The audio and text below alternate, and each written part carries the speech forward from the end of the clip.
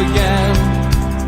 But it's the only way you're ever gonna learn. You look back and it's all in the past. Good afternoon and welcome to NUFC Matters with me, Steve Wraith. Joined this afternoon by Mick Lowes, and I thought it was great to have Mick on because we got a decent result last week, so it's not all doom and gloom. Are you saying I'm a lucky omen? Let's have me on every week then. Honestly, mate, great result last week. Came out of nowhere, really. All the doom and gloom, we were all miserable. But what a difference a weekend makes.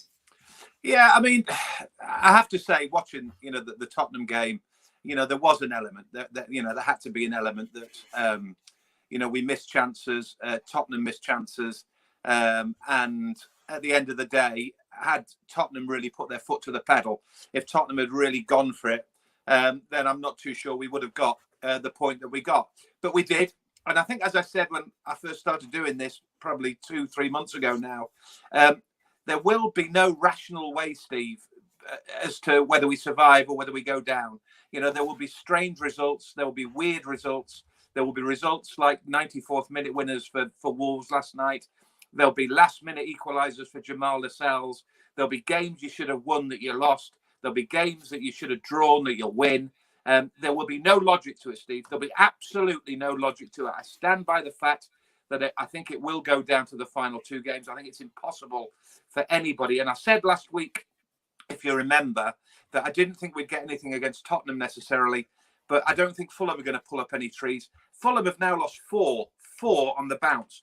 At a time of the season when you want momentum, they're going back the other way. Now, I'm not saying that, and I cannot say, and no one in their right mind would say, that one win in 21 is anything like other than absolutely shambolic form. But as it happens, at this minute in time, Newcastle have lost only one of their last four. Now, yes, they're drawing, but they're not losing. And we talked about stats last weekend and how they can be manipulated. Sometimes they can be manipulated in your favour. I don't think we necessarily deserved a huge amount from Tottenham, but it showed a response to Brighton. It showed a willingness to play for the manager, and it set them up nicely for a massive game against Burnley tomorrow. And suddenly, all right, we haven't got momentum, but we've certainly got a bit more belief. And I'm telling you, and you look at that league table this morning, we're 3 points ahead of Fulham with 2 games in hand. If you'd said that a month and a half ago, you'd have been locked up. Yeah, would have snapped your hand off as well for that. Absolutely. I know one of the games in hand against Man City, but it's the funny part of the season, and our record against Man City recently hasn't been that bad, No. Hey, you never know. As always, Mick will take your questions. Any questions you've got, get them in. We'll go straight in with Paul Oxley, who says, "Hi, Mick. Would 4 points out of the next 2 games be a good return? That will probably put us 7 points clear of Fulham next weekend, with them having Arsenal away." It would be an amazing return, off the back of not having lost games. Yes, we've drawn games. Yes, they've not been the greatest, draws in the world, but at the same time, as I've said, Fulham have lost 4 on the spin. Fulham's fixtures, they've got Arsenal away and Chelsea away, their next 2. So again, we've got the opportunity to steal a march on them, because with the best will in the world, Burnley away, and even West Ham at home, who I like what they're doing. I love Kevin Nolan, I do. I like David Moyes as a manager. But, I think they're punching above their weight, West Ham. In a very mediocre Premier League, they're doing exceptionally well. But I don't think them coming to St James's Park is anything other than an opportunity. We shouldn't view West Ham at St James's in the same way that we would judge a Chelsea or a Manchester City or a Manchester United, even though they're in and around West Ham. So I think while, Fulham, with only 6 games left, don't forget, Fulham have got Arsenal and Chelsea. Newcastle have got Burnley and West Ham United. And I think the key word tomorrow is I've been probably quite rightly criticised for being a little bit negative and a little bit playing the percentages in terms of I thought that the point at West Brom was decent and could prove to be decent. A couple of the other draws, I really thought that they were okay when people were jumping up and down saying we should win these games. Tomorrow, I would want them to be brave. I think tomorrow we've got a bit of wriggle room because we are 3 points clear of Fulham. We have got 2 games in hand. My big question to fans today is, would you be brave enough? Would you be brave enough to play Callum Wilson tomorrow knowing it could win you the game and it could be a huge, huge 3 points. And then knowing with West Ham, Liverpool, Arsenal, Leicester and Manchester City, there is a little bit, I hate to say this, there's a little bit of recovery room if he suffers any sort of repercussion. What I'm saying is, do we play him tomorrow to win us the game, running the risk of an injury? That's the question. Great question. Get your opinions in. Let Mick know what you think. Joe Walker says, afternoon all. Great to see you again, Mick. Do you think this squad has enough character and belief to go to Turf Moor tomorrow and get 3 points? Fulham look done, but at times so have we. I think Fulham look like, Steve, what they are, which is a little bit of an assortment, a little bit of a thrown together. There's always the great attraction of London, so you do get a different breed of player playing in London because of the attraction of living in the West End. There's no nicer place in the country to live than the West End of London and Fulham, with the exception of Newcastle, of course. But they do attract players. They've got an awful lot of players on loan from the likes of Chelsea, who don't have to get out their beds in the morning. They can go straight to Fulham. So the character of Fulham is in question. Now, I have in the past questioned, Newcastle's application and the lack of leaders. And I still stand by the lack of leaders. And obviously that's hit massively by Lascelles being out tomorrow. But if you remember, Steve, and we've talked about this not once and twice and 3 times, you're a fan, I'm a fan. Matt Ritchie, I'm a fan of Matt Ritchie. I would find a place again for Matt Ritchie tomorrow in the same way that I didn't think he would against Tottenham, but he did. And I thought he was outstanding. Mm-hmm. And it's not about whether he scores goals. And it's not about whether he contributes and he's pretty and he's this, that, and the other. He's a presence. He's a presence. And if a young player does anything wrong on the pitch, Matt Ritchie will be in his face. Matt Ritchie will be telling these players, we need to be better than this. So tomorrow, I would look at keeping Ritchie in the side. I would want Kieran Clark back in the side. I would want Kraft out of the side. And I would want Manquillo back in the side. And suddenly, it looks like against the Burnley side, who just draw at home. They don't do an awful lot at home. Nobody has scored less than them outside the bottom 3 in the Premier League. They've only scored 12 goals all season at home. I would be brave and I would have those characters in the side and I would go for it tomorrow because I think we've got almost a free hit because we've got points and games in hand on Fulham. It's the easiest fixture, probably with the exception of Sheffield United and Fulham. But then again, you have to factor in the pressure of the last 2 games of the season. I think tomorrow is a real opportunity. If we go there and win at Turf Moor tomorrow, I seriously hope I'm not tempting fate. I think we've got one finger on the survival ladder. Yeah, I'd agree. Captaincy, that's a big question, of course. Jamal Lascelles, looks as if he's out possibly for the rest of the season. Does that mean he's going to give it the armband to Shelvey, who, of course, was his second choice? Or is he going to be brave enough and go for a complete reversal on Matt Ritchie and give it to him? Because he's a leader on the pitch, isn't he? Yeah, absolutely, 100% spot on. I mean, I came on here today to say, and again, because I've done it before, sing the praises of Matt Ritchie and how much he might be. He might be a prickly character. He might be a fairly confrontational character. But you want him on your pitch. You want him in the trenches with you. I'm not sure. The one thing I would say is I'm not sure he's captaincy material. Shelvey, I don't mind as a captain. I'd like him to be more vocal. I don't know, Stephen. I really don't know why. And I don't think it's a snub to either Shelvey or to Matt Ritchie. I don't know why. Why isn't Kieran Clark being talked about as a possible captain tomorrow? Kieran Clark, for me, has been consistently the best defender in this squad for a long time now. I like Kieran Clark. Kieran Clark is a proper player. He's a proper person. There's everything about Kieran Clark I like. I don't see why Kieran Clark can't be captain at Burnley tomorrow. I keep thinking I'm missing something. I keep thinking that, people, who know him better than me are telling me otherwise. But if it was down to me, I have to say, although there is an argument, and again, because my knowledge isn't that great these days, somebody told me that the stats with Shelvey as captain are very good, that he scores goals, that he rises to the occasion. And a lot of players do that. Given the responsibility of the armband, they turn it on a bit more. So if that stat can be backed up, give it to Shelvey.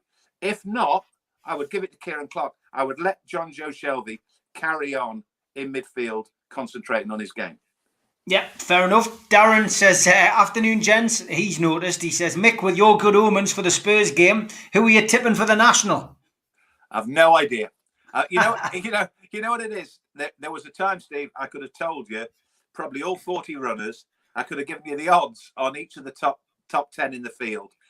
Today, I don't even know. I don't. Horse racing is a mirror image of football, Steve. I turned on the telly on Thursday. I thought, what's this? It's the Grand National Festival. They're not happy having the Grand National. Now they've got to spin it out for 3 days. You've got to have racing on a Thursday or Friday. I mean, this has gone on for a while now. But what it does is it just dilates. It's a bit like having semi-finals at Wembley, isn't it? It's a bit like, the big day, the big cup final, the big national. Where is it? Is it 5 o'clock? Is it 3 o'clock? Is it 2 o'clock? Is it half time in the football? Where is it? Sorry, I used to love my racing, like I used to love my football, but I've just got a little bit distracted by it. So no, I don't know the winner of the. I used to, because as we know from my last appearance on here, the Grand National always used to be my birthday weekend. So as a kid, it was the only time I had any money to put a bet on, and I used to get a. It was this is the days of Red Rum, by the way. I mean, this is in the days of long time ago. Yeah, Keith Gray says Richie should be captain. Fernandez is better than Lascelles, but was last week's huge improvement down to injuries and availability or manager tactical genius, given that Bruce is clueless? I mentioned this earlier in the week with Malcolm and Gibbo, but for me, that international break, sometimes international breaks come at a bad time. I think it came at a good time, and maybe Bruce and Graham Jones and the rest of the coaching staff have got their heads together and said, right, what do we do different to change our fortunes? And they got it right last week. There's no doubt. Give praise when praise is due. Absolutely. Last week against Tottenham, they got it right. I mean, I agree to it. I agree to a point, Steve. The one thing I would say is, I honestly don't, and I don't want to be the harbinger of doom. And everybody's entitled to their opinions, and you more than any. I didn't think it was that great a performance. I just think the problem was Brighton had the bar somewhere 15 feet under, and we got to a level of about 6 feet above ground level. So we were improving, but the bar was set so low by Brighton, we couldn't have been anything other than better. If we'd only played 5 minutes football in the 90 and got a 0-0 draw, it would have been better than Brighton. So I'm not going to go as far, because I don't want to preempt the situation. I don't want people to get carried away thinking we're going to go to Burnley now because we've got a draw with Tottenham and we're going to win. I think Burnley's a more difficult game than Tottenham is at home. And going back to the coaching masterclass or the managerial masterclass or whatever it was that was said, and I'm sure it was tongue-in-cheek, there was no logic at all about playing Emilio Kraft at right. Kraft's awful. I mean, he's a poor player. So, there were one or two selections. Gale, who I'd sort of thought, well, may again let you down at Premier League level. Dwight Gale just doesn't cut the mustard. Now, on the plus side, he was brave enough to start our mate Murphy, who was very good. He was brave enough to play Matt Ritchie, who was very, very good. And I have to say, yes, his goal was as straightforward can be. And yes, he didn't do an awful lot in the game. But as his biggest critic, I'll hold my hands up now. I didn't like a lot of what he did. I don't like him, particularly as a player. You know who I'm talking about. But I would keep him in the side tomorrow, Joel Linton, because it would be ridiculous psychologically to leave somebody out when you haven't really got too many other options and he's just scored a goal. I think you have to give Joel Linton another go at Burnley tomorrow. He may not oblige. I don't know. But, there were one or two positives came out of that Tottenham game. You're right. By all accounts, he requested extra training this week in front of goal, Joe Linton, which is great. I mean, that Absolutely. Kind of thing, you don't mind that kind of leak coming out of the dressing room, do you? No, and I'm, in all of my criticism of him, because I don't know him, it's never been personal. But I have to say, I'm a great believer in body language. I've got a degree in psychology, and I'm a great people watcher. And the one thing about him is, I do think on occasions he just looks like a little boy lost. It's not that he's tossing it off. It's not that it does appear on occasions he's doing that, but I just think he struggles to acclimatise. I don't actually think, for a guy who's 6 foot odd, has got all the pace in the world, has been a big player in Germany, he just strikes me as Mr. Meek and mild over here. I think he's been overawed by the Premier League. I think I would love to, as much as I've criticised him, I would love for him to score again tomorrow, get a couple of goals at St James's against West Ham. I know we're dreaming now, but I'd just like to see the difference in his demeanour. I'd like to see the difference in his personality and his psyche, because at the minute he just looks like a shrinking violet all the time who doesn't really care. That goal, if he was to start tomorrow and get another one tomorrow, cool, fingers crossed, Yeah, definitely. Leeds are winning 1-0, 42 minutes. Stuart Dallas scored at Man City. So we are getting into that stage of the season where funny results happen, although I would imagine Man City will come out and change that in the second half. But you never know. Tom Lynch says, Mick, will he be celebrating with apple pie and custard if we get a decent result tomorrow? That, of course, is just mentioning what Steve Bruce had said. I thought it was quite funny. I saw on social media. Tell me. Well, some of our, basically at his press conference, Steve Bruce said that he'd watched the Fulham game, and he said by the time he'd had his apple pie and custard, things had changed and Fulham were getting beat. I thought it was funny. Some fans, of course, went up in arms saying he's taking the mick out of our situation.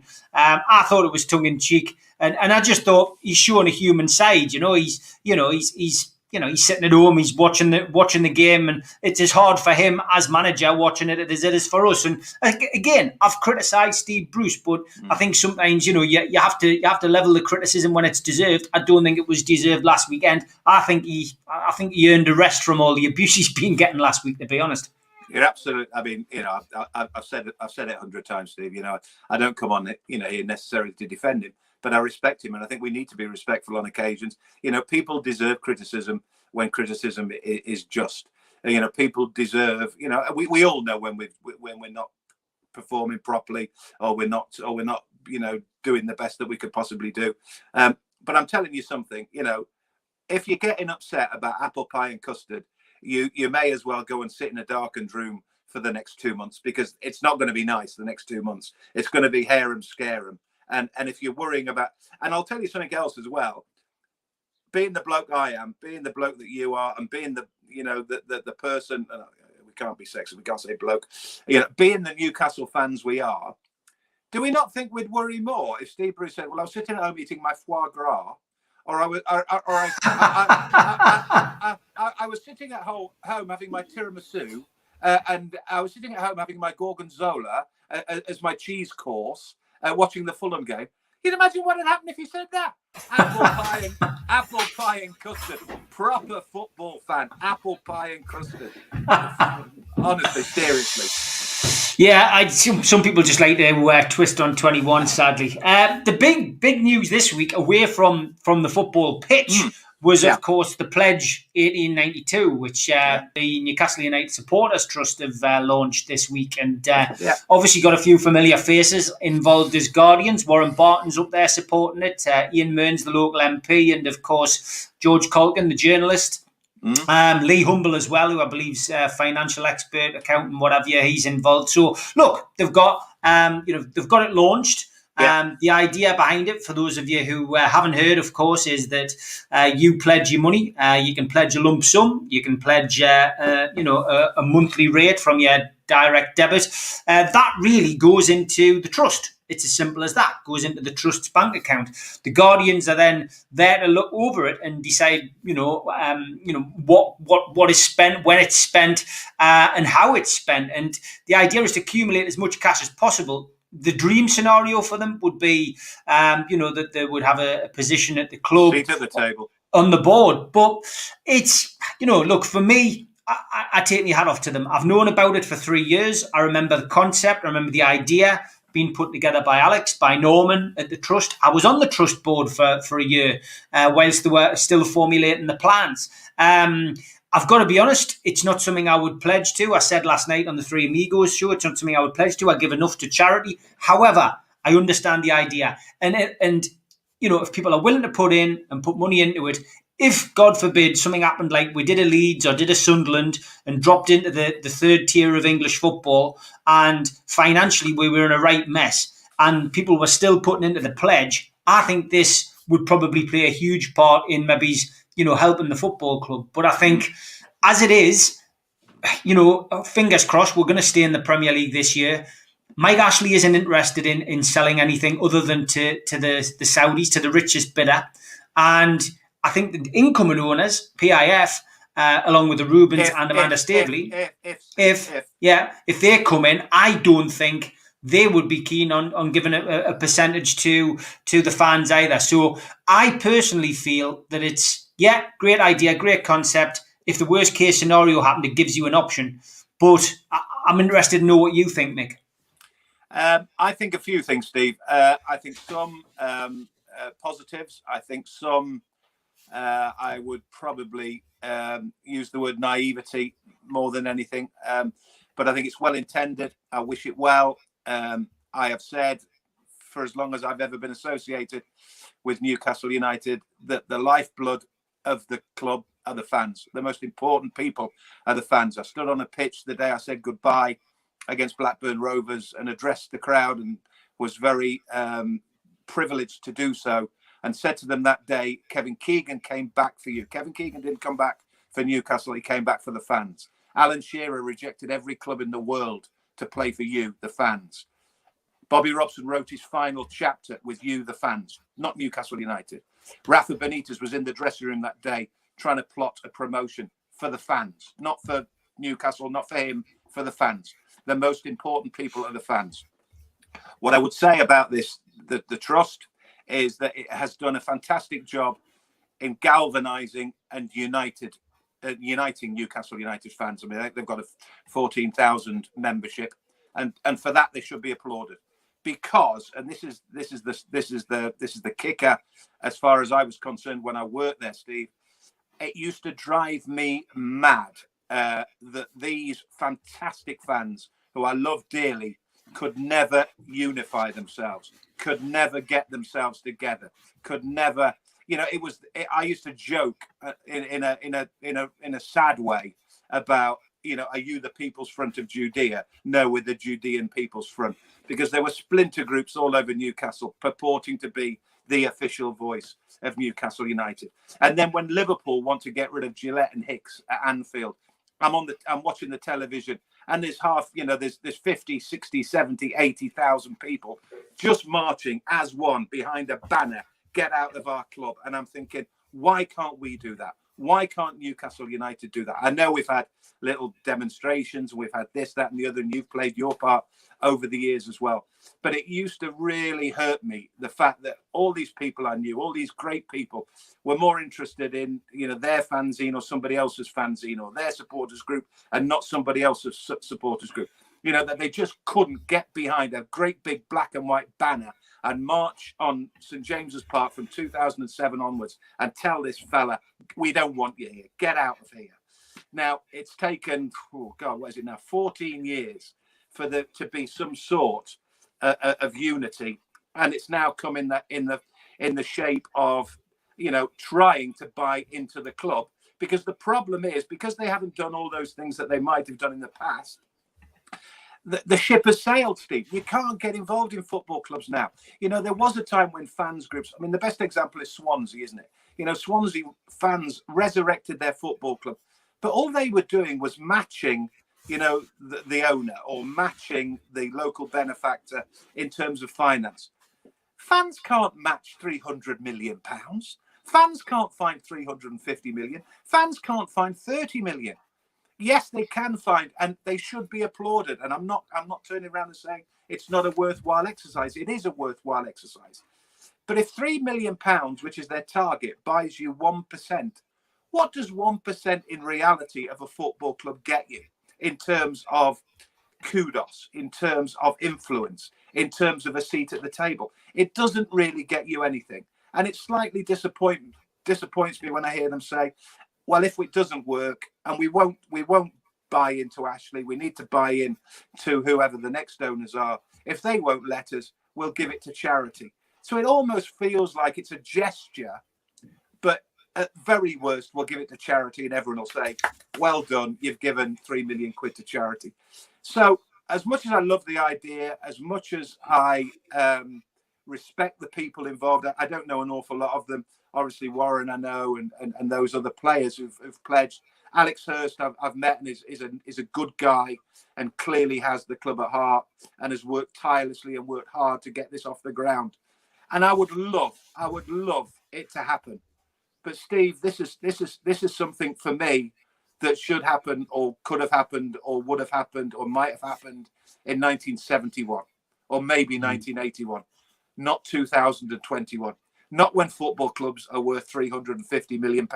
Not where you're dealing with megalomaniacs like Mike Ashley. Not where you're dealing with Middle Eastern, entrepreneurs and businessmen who have got billions. You've got to remember, I remember famously a conversation I had with Sir John and Freddie Shepherd, God bless his soul, back in the day. They said it's time for us to step aside because football is not for millionaires anymore. It's about billionaires. So how can a fans group compete and get involved and work alongside billionaires when it very rarely happened back in the day of millionaires? I wish them so much I wish them so much luck. And God willing, they'll make a difference. But I do have a level of skepticism about it. Yeah, I mean, look, the Trust will always have a place at the table because it's part and parcel of the Premier League's remit. The football clubs in the Premier League have to meet with their Trust, so they'll always have that position. It'll be interesting. We're going to get some of the guys on at some point. They're going to be doing all the podcast over the next few weeks, I would imagine, taking people's questions. Got off to a great start. I think last time I heard it was nearly £36,000 that they'd raised, and if that's people are happy to put the money into something like that, and it's going to keep for a rainy day, then so be it. I've often thought, Mick, that if we did end up in that kind of position like Sunderland, that you would probably see somebody up here start off like a splinter team, like an FC Newcastle, where, we've seen non-league football's been on a huge resurgence up until COVID. I mean, I go to follow Dunstan, lots of people follow North Shields and, Concert. There's loads of these clubs locally, and they've all had good success in the Vars. In recent times, trips to Wembley have been more likely with a non-league team than your Premier League team. But that kind of aspect, Newcastle Blue Stars are stone's throw now from St James's Park. A lot of people going there. I could see that becoming a big thing if Newcastle did drop, and people might put the money into that. I went there myself, Steve. Last time I was up. I mean, it seems like an age away now, but it was last year sometime, and I met Clarkey and I met the chairman. And they showed me round, and I was in the boardroom there, and that is a famous name, Newcastle Blue Star. I mean, I was at college in London, and then I went back down to work in London, and a lad, funnily enough, a guy who's now at Blackburn Rovers, a lad called Steve Waggett, who I got very friendly with. Him and his brothers played for Blue Star back in the days of Wembley, and he regaled me with tales of Blue Star and their fame and fortune. They're a famous club, and I must admit that scenario has crossed my mind a good few times, because I agree with you. Let's be honest, Steve. There are an awful lot of people who've turned their back on St James's and Newcastle United in the past 10 years, 15 years, who are at Blue Star, who are watching Concert, are watching North Shields, are watching good standard non-league football. So, it's not a stretch to say that we could start an FC United of Newcastle, to term, or for want of a better phrase. But again, I don't know. I just, that I think that's almost become a little bit twee now as well. It's almost like, well, okay, that's what fans do when they're disgruntled. I'm one of those who, I'm never going to lose sight of the fact, and never want to lose sight of the fact, and never think that people should lose sight of the fact that as a group of supporters and as a city, they can't reclaim back Newcastle United one day. I know this guy is obstinate. I know this guy, he's not going to sell just for the sake of selling. He's not going to swallow £200 million. So we're stuck with Mike Ashley in the foreseeable future. And it's difficult to see the bigger picture, to see a day when Mike Ashley isn't at St James's Park. But I think we have to do that. Newcastle United has been around for over 100 odd years, you know, and Mike, it was there before Mike Ashley. It'll be there after Mike Ashley. We might not be around after Mike Ashley. Plenty of supporters, you know, have passed away waiting for Mike Ashley to leave the football club. But it will happen one day, Steve. Now, if this supporters trust are in a position to get involved, great. But we don't know who's coming in as a new buyer. We don't know who Ashley's going to sell to. We don't know when Ashley is ever going to sell. So we don't know. But the thing we should hang on to, and the thing we should very definitely never, ever lose sight of, Steve, is that there will one day be a Newcastle United without Mike Ashley. There will be Newcastle United Football Club without Mike Ashley. One day. And that will be a day of celebration. And that will be a day when maybe the Supporters Trust can get involved. Yeah. Nicholas from the Felon says, in order to make billions out of NUFC, you have to have the fans with you. Mike could and should have, but he failed. He could have been the wonder story of football owners, but he blew it for quick returns. I mean, always that feeling, isn't there, that if he just continued how he started and, you know, had that love in with the fans and I don't like you saying, you know, used the fans, but he could have had a stadium full of 52,000 wearing Sports Direct on black and white strips if he'd only screwed his loaf on. Because he doesn't talk to anybody, Stephen, because no one's ever got close to him and nobody ever, you know, has really ever had a conversation with him. We don't really know where it all turned, where it all changed. You know, you can remember little episodes. You know, I mean, remember famously the one where he got captured on camera at Arsenal drinking the pint, you know, when there shouldn't have been alcohol in the stadium. You know, I think that got him a lot. You know, this is a guy who had no publicity. This is a guy who had no exposure.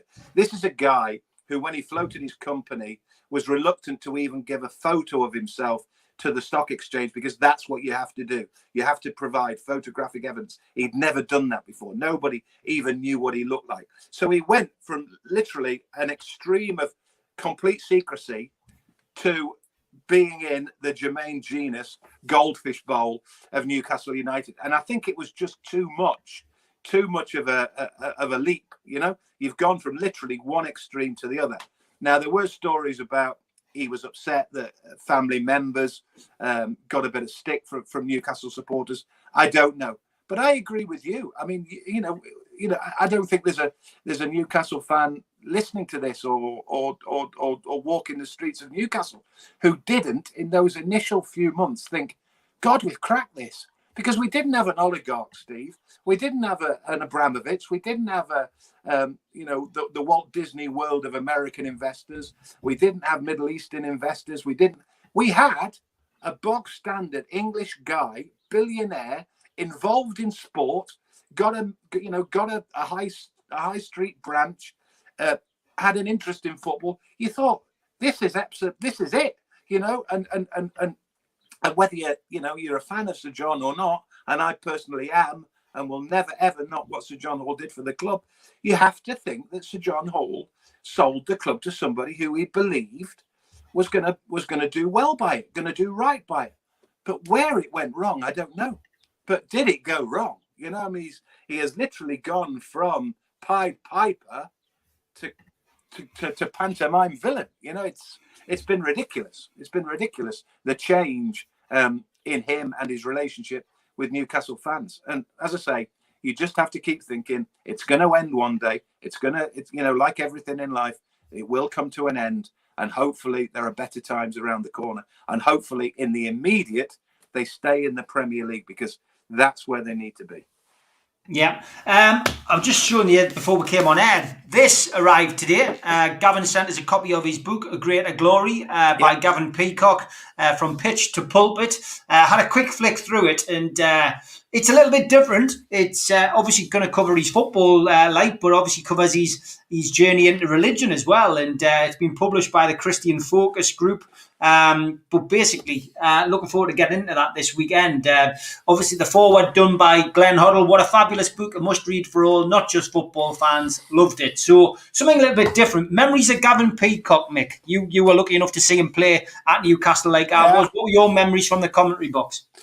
Good player. I mean, first and foremost, let's talk about his footballing ability, because that's, as I famously say, what it all boils down to. Him and Ned Kelly, essentially got Newcastle to the hallowed land. They got Newcastle up and into the Premier League. Yes, it was a very good team. I mean, you're talking Rob Leasley, Clarks, you're talking super players. But the two guys who put the ball in the back of the net, initially for survival when I first got here in the 91-92 season, and then for promotion in 92-93, were Gavin Peacock and David Kelly. And interestingly, as a pairing, you probably couldn't find two more different characters. Ned, Dave Kelly was a real Jack the Lad, real sort of laugh a minute, but Gavin was always very studious. Don't forget, he came from a famous footballing family. His dad, Keith, famously, if people don't know this, was the first ever Football League substitute. So back in 62, 63, or was it 63, 64 season when they introduced substitutes, Keith Peacock was the first ever substitute when he came on for Charlton in a game. So, and was a famous old player. As a kid, I remember, if you talked about Charlton, you talked about Keith Peacock. So he was the son of Keith Peacock. He had, he'd been to Gillingham. He'd worked his way through, and then he came to Newcastle. And despite the fact that, as I say, he wasn't ever really a socialite, he was a steady away sort of guy, lovely guy, but loved Newcastle, loved the people, loved their passion for the game. And I think a bit like David Kelly, it sort of hurt him to leave, but I mean, he ended up at Chelsea, he ended up in cup finals. He had a good career, Gavin Peacock, but yeah, good player. I mean, good player. Would stand the test of time. If we had to put him in there against Burnley tomorrow, you would have absolutely no qualms. He would get you a goal at Turf Moor tomorrow, Gavin Peacock. Yeah, he would. Great player, great guy.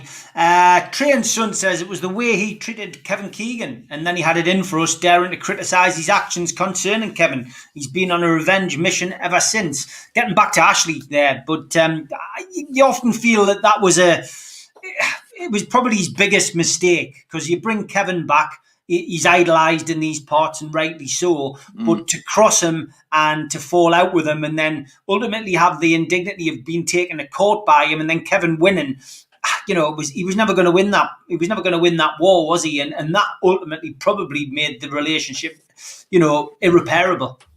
Well, all that does, Steve, all that does is give you even more evidence, if you ever needed more evidence, of the naivety of the man. I mean, if you buy a football club, if you and me bought a football club for 300 million, or I mean, obviously didn't buy it for 300 million at the time, 150 million, whatever it was at the time, do you not think that you would? And obviously it was a famous case in point that he didn't do his due diligence, that he didn't look into the finance of the club necessarily.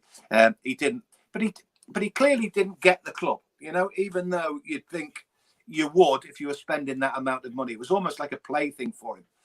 But even if you had a base knowledge of Newcastle United, or if it was you and I and we were buying a football club, you'd look into the characters to get on your side and the characters you definitely must not upset, because you're not going to beat them in a popularity chase. So who does he take on? Kevin Keegan. He takes on God Almighty. He brings Kevin back and then falls out with him. And you think, if you're going to bring him back, then I'm afraid you're going to have to, in the same way that Sir John did. Don't forget, Sir John and Kevin were two big characters. I mean, you're talking about egos here. You're talking about successful men. You're talking about footballing men. You're talking about businessmen. You're talking about people going like that all the time. And it happens in football an awful lot, So Sir John and Kevin were like rutting stags in the early days. But then they got it together. There became this mutual respect. There became this mutual concern to work for the good of Newcastle United. So Ashley then tries to do that with Kevin Keegan, and he doesn't know there's only going to be one winner. So, yeah, again, going back to, how dramatically it changed for Mike Ashley in the way that he was perceived and the way that he was regarded by Newcastle fans. He just made mistake after mistake after mistake. And as you say, one of the biggest ones was falling out with Kevin Keegan. But how you do that, I don't know. Because, again, he has to have advisors. And I talked about last time on about from 2007, people at St. James's have been walking around on eggshells. Because it's like the king's new clothes. It's like the king's new clothes, He's walking around the town naked and no one dare tell him. He gets Kevin Keegan in and nobody dare tell him, whatever you do, don't fall out with KK. Don't try and take him on. Don't try and do the dirty on him. Don't try and foster off some director of football or Dennis Wise on him. If you're bringing him back, bring him back for the right reasons. If you're bringing him back, make sure you look after him. Make sure, you might just have to swallow a bit of humble pie. He was never going to do that. And as a result, it was always going to end in tears. And everything from sort of 2011 onwards concerning Mike Ashley and Newcastle United has invariably ended in tears because of his naivety and because of his lack of understanding and his lack of love and care for Newcastle United. Sean Longstaff was back last week. What did you make of him? He was back in the team. A lot of talk about the Longstaffs over the last couple of years. Matty, of course, getting a couple of goals. Great goals against Man United. In his debut season. But Sean Longstaff was mooted to move to Manchester United for a £20 million fee at one stage. But then the wheels came off. Everything seemed to come to a grinding halt under Steve Bruce. But back in the team, do you expect to see him, making some more progress again? If you're asking me, do I expect? The answer to that is I don't know. If you're asking me, do I want him in the side? The answer again is probably I don't know. I think probably not. I mean, I talked last week, Steve, about the lack of characters and the fact that at this stage of the season, I think we need a bit of character in there. We need a few leaders. We need a few people who are going to scream and bawl. And because he's finding his way in the game, the pair of them are finding the way in the game. The young Longstaffs, I think it's unfair on them in many ways. As I said right at the top of the show, I do think this is why Fulham are struggling because I just don't think Fulham have got the characters. And I'm thinking about my team for tomorrow. And that's why I mentioned earlier, I would find a place again for Richie. I would bring Kieran Clark back in, no shadow of a doubt. I would bring Manquillo back into the side. I don't know why he left Willock on the bench last week. I do not know, because what he gives us is runs from midfield, pace from midfield. So for me, straight away, there's three players I would bring back tomorrow. I would bring back Willock, I would bring back Clark, and I would bring back Manquillo. Now, obviously, Clark has got to come back in a way for Jamal Lascelles, and this is another body blow. I mean, we've talked before about his luck with injuries, and now he's losing his skipper. But I joked with Chris Waff online yesterday, because Chris Waff said, "Oh, we've lost a leader, we've lost a big player." I said, "You've not only lost that, you've lost a goal scorer." I mean, he's come up with 2 goals in recent weeks that have been the difference between getting a point and losing a game of football. So forget Jamal Lascelles, the defender. Forget Jamal Lascelles, the Napoleon-like leader of the side. Jamal Lascelles, Alan Shearer, goal scorer is more of a worry to me in a roundabout way. So I would find a place for them. So I would probably not include Longstaff. I would go 4-4-2. I've talked many times about 4-4-2.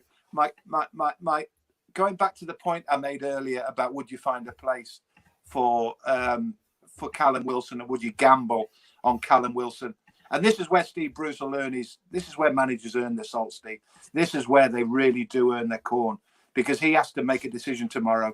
Does he look at the long term or does he look at the short term? I'm sure he'll do the right thing by Callum Wilson. I'm sure he won't risk him. But as I said, and I'm playing devil's advocate now, I think there might be an argument for giving Callum Wilson a run, knowing that the next 5 games after that are very, very difficult, and he might not make too much of a difference. He will make a huge difference tomorrow. My other question mark is John Anderson and myself used to have a conversation very, very often about Paul Dummett, and I've had the conversation with Paul himself and his dad as well about Paul Dummett, the centre half. I wonder, is there a case tomorrow? bearing in mind, Burnley have scored only 12 goals all season. I mentioned this earlier. The worst scoring record outside the bottom three. They've drawn their last 5 games. They're not going to necessarily hurt you. They're not going to run all over you in the way that Brighton were capable of. I don't think Burnley are capable of that. I've got an idea in my head. I might play a back 4 tomorrow of Manquillo at right back, Kieran Clark with Paul Dummett alongside him. I would leave out Jamal Lewis because I don't like him as a defender, even though I don't think he'll have to do an awful lot of defending tomorrow. And I might play Matt Ritchie at left back. So I might play Ritchie, Dummett, Clark and Manquillo as a back 4 tomorrow. Interesting. Yeah, I don't disagree with that. It was interesting speaking to the lads last night on the show because everyone, that's the problem, isn't it? We've all got different ideas and all different formations. And like you say, the injury situation is the biggest problem that Steve Bruce seems to have had at different clubs. Why do you think that is? Is that down to the training? Is it down to the conditioning? What do you think it's down to, or is it just simply down to luck? We talked about it last week, and I said exactly that. I just think it's down to luck. I just think you have, sometimes in football you have good luck, sometimes you have bad luck. And if you wanted evidence of that, and no greater evidence of that, and again we spoke about it, I think the day after it happened or the week after it happened. Isaac Hayden, who's a huge miss at the minute, but he gets injured with a guy falling into him who he's not looking at. It just doesn't happen. It doesn't happen unless you're having really, really bad luck. I mean, Callum Wilson is a hamstring. Hamstrings happen all the time. So it's if you I mentioned it I think 2 weeks ago about Graham Souness, but they were all the same injuries. I think they were all hamstrings or all groins, but they were all muscle injuries. And he was convinced it was pitches. Now these aren't happening in training. These are happening at different football grounds, in different games, in different scenarios, in different ways. So there's no logic. They're not all, it's not like 100-meter sprinters are suddenly pulling up because, my hamstring's gone. They're all different injuries. It is just sod's law. And I have to say, going back to the bit about apple pie and custard, I just think, Steve, it's another excuse for people to try and jump on Steve Bruce because they just need things to jump on Steve Bruce for. I'm not defending him. I'm not, everybody knows what I think. But I don't think you can start saying Steve Bruce is responsible for all these injuries. That for me is ridiculous. Takeover has been mentioned again this week. Obviously, the Insider broke the story. I don't put much faith in any of these stories coming out, to be honest. We don't know whether arbitration started. We don't know whether it's halfway through. We don't know whether it's close to an end. Yeah. But the story suggested that the takeover could go through by June or July. But we've been hearing this for the last year now, haven't we? Steve, I hate to say it, but whatever will be, will be. Whatever will be. It's a bit like relegation or survival. Whatever will be, will be. I mean, I'm not great on philosophy or the existential side of life, but it's true. There are some things you can't dictate. There are some things you can't influence. And a takeover at that level, for us to try and even second guess it, for us to try and think, well, okay, if I was Mike Ashley, I'd be doing this, or if I was PIF, I'd be doing that, or if I was Amanda Staveley, I'd be doing this, or if it's another investor, or whatever. It can't happen. And at this minute in time, again, one of the areas where I agree with Steve Bruce is he can't think about this. Let fans worry about it. Let Mike Ashley worry about it. Let Lee Charnley worry about it. Steve Bruce has to make sure, first and foremost, as we all do, because that's what we're. If you took a straw poll now, Steve, of 5,000 Newcastle United fans and said to them one simple question: are you more concerned with the takeover or are you more concerned with staying in the Premier League? I can guarantee you 49,999 would say we're more interested in staying in the Premier League. It's for another day, the takeover. We were victims of a takeover in 2007 which we thought, as we mentioned earlier, was going to do good by the club, which was going to be beneficial to the club. Look what's happened.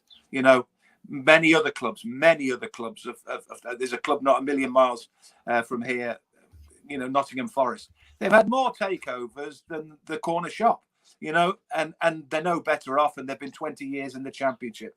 They don't, at the end of the day, they don't actually guarantee you anything anyway. So we're worrying about a takeover, which may actually be more detrimental to the football club. We don't know, Steve. We don't know. The people coming in might have billions, but they might not know how to use it. The people coming in might say that they're going to do good by the club, and a year down the line they might sell it. We don't know. We have to look out and look after what's most important, and what's most important at this minute in time is 3 points at Burnley, staying in the Premier League, spending the off-season worrying or wondering about what might be happening to the football club, because the football club, as I mentioned earlier with regard to Mike Ashley, will go on regardless. Newcastle United and their supporters is bigger than Mike Ashley. It's bigger than me. It's bigger than you. It's bigger than the Newcastle United Supporters Trust. Newcastle United Football Club is the biggest thing in that city, and it will go on and on and on. And we're just small parts and small cogs in their workings. Yeah, got to ask you about VAR. I know you didn't see the game last night, but another controversial decision. Luckily for Newcastle fans, Wolves still managed to get the winner last night. But yeah, I mean, VAR was brought in to avoid mistakes. It was to prevent these kind of howlers, not get every decision right. But I mean, that decision last night, I felt was subjective. I felt it was onside. But you know, clear and obvious is becoming a farcical term now. You're 100% right. And do you know what? The worm has turned. You know, the argument has actually gone, as you say, full circle. Because you're absolutely right. VAR, after years and years and years of arguing about machines and replays, was finally brought in because it was there to make sure, in the worst case scenario, that a team wasn't relegated, for instance, from the Premier League and lost out on £400 million worth of Sky money because a goal that should have been a goal wasn't a goal, or a goal that was a goal wasn't a goal, and you went down by 1 point, or you went down by one goal on goal difference, and the difference was a goal or a match or a result that shouldn't have happened. That was the whole basis of it. So what do we get last night, and what are we getting increasingly? You know, Fulham might have picked up a point last night courtesy of a goal which didn't count from Wolves that should have counted by Wolves. Fulham might have survived by a point on final day. We might have been relegated. And the point that kept them up shouldn't have happened. They should have lost to Wolves. Do you know what I mean? So, you know, it has turned full circle. The argument to bring in VAR is now been completely lost, and games are being jeopardized by VAR for all the reasons which they were supposed to legislate the result and make sure that the result was the right one. So we are in a right mess. And what they do, I don't know. I mean, they can't rip it up. They won't lose face to the degree that they say we're going to stop VAR.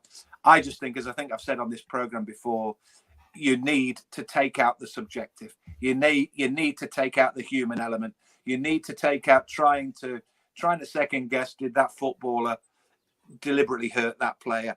Did he dive? Did he not dive? Stick to the basics. Stick to goal line technology.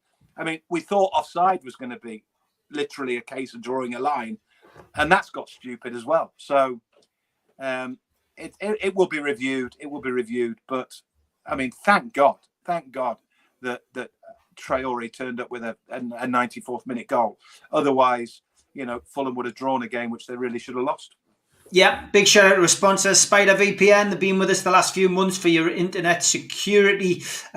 Great bunch of lads, and great to have them on. Also, a big shout out to our new sponsors, Arcot Interiors. You can give them a ring on 0191 265 8663 or visit their website, www.arcotinteriors.com. qtechshop.com. Also a big shout out to John at qtechshop.co.uk, the makers of pool tables and snooker tables in Wallsend in Newcastle, and to John from Jab Signature, who makes our flyers. If you're a first time visitor to the channel, hit the subscription button by hitting the Newcastle Legends logo in the bottom right hand corner. Hit the thumbs up to like the video and click the share button to share to your social media. So tomorrow, Burnley, it's a noon kickoff for Newcastle United at Turf Moor. It's going to be shown live on Sky Sports. You will have heard Steve Bruce speaking yesterday. When he wasn't talking about what he has for his dessert, he was telling us all that Jamal Lascelles has suffered a suspected stress fracture in his foot and will miss the game, and depending on further scans could miss the rest of the season. Obviously injury also prevented Andy Carroll, Kieran Clark and Fernandes from featuring last week against Tottenham, but those injuries have eased. Will they be involved? We'll have to wait and see. Of course, Isaac Hayden and Fabian Shaw both miss out, while it doesn't sound as if Ryan Fraser is going to be risked at all, judging what Steve Bruce said. Callum Wilson, of course, 50-50, treating him with kid gloves. Whether he decides to do what Mick mentioned earlier on and risk him and try to get that 3 points and then have a little rest before we play Sheffield United and Fulham remains to be seen. And for Burnley, Robbie Brady, Kevin Long, Ashley Barnes are all missing, but Eric Peters and Phil Bardsley, who does like to get stuck in against Newcastle for obvious reasons. He'll get sent off. He'll get sent off. He's available again. So Anthony Taylor's a referee. Stuart Atwell is pretending to know what he's doing with VAR. Mick, what's your prediction? My prediction is, my hope is that they're brave. For once, I'm not bothered about them being conservative. I'm not going to say I'd take a point. What I think is that the result last night at Fulham, the fact that we're 3 points ahead of Fulham, we have 2 games in hand on Fulham. I think we can afford to be brave. I think we need to go out. Burnley aren't great in terms of confidence. I think if we're brave, I think we can win the game. I think we could win the game 2-0. Great stuff. I hope you're right. And it's a very happy birthday to this legend, Mick. Remember him? Andreas Andersen. I was just going to say, I haven't got my glasses on, but I'm thinking that looks a little bit like Andreas Andersen. One of those great players, Mick, that we saw. Well, honestly, I just thought it was Joe Linton. I think I might be pushing it. It might as well have been. I think Joe Linton's better than him. Oh, steady. Andreas Andersen had his moments. He had his moments. Well, as Paul Oxley says, he scored at Old Trafford. He did, and I mean, he was all right. He was a lovely fella, but he was a bit leggy, and he was actually quite Joe Linton like. I'm backing Joe Linton to score tomorrow. 2-0 Joe Linton to score. Get down to the bookies. You've got more chance of winning on Mick's bet than you have on the national. Mick, as always, mate, absolute pleasure. You have a good weekend, mate. And you. Take care. Bye-bye. See you. Bye-bye. Bye.